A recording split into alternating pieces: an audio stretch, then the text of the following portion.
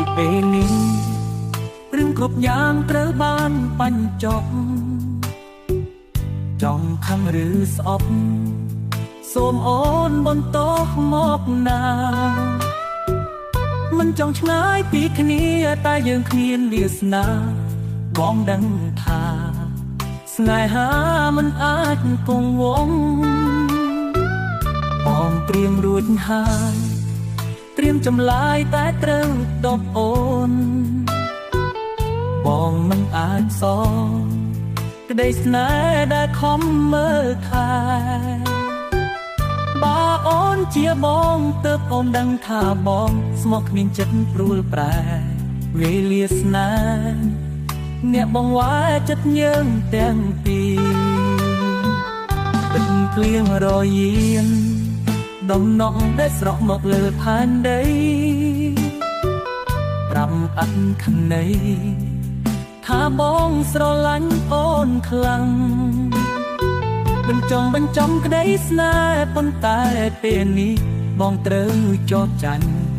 គឺចោទចាញ់នឹងកែម្នាក់នោះបងលាសិនហើយលាក្តីស្នេហ៍ដែលសាងនឹងអូន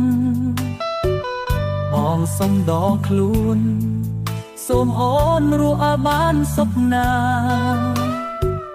បងដឹងមុនហើយថាពួកយើងគ្មានវាសនា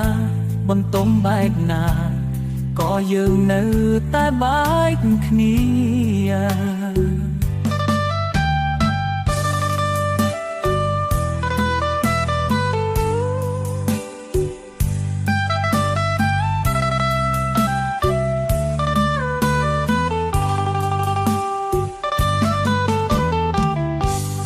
ចាប់ពីពេលនេះ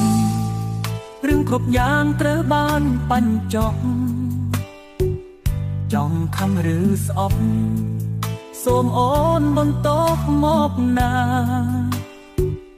មិនចង់ឆ្ងាយពីគ្នាតែយើងគ្មានវាសនាបងដឹងថា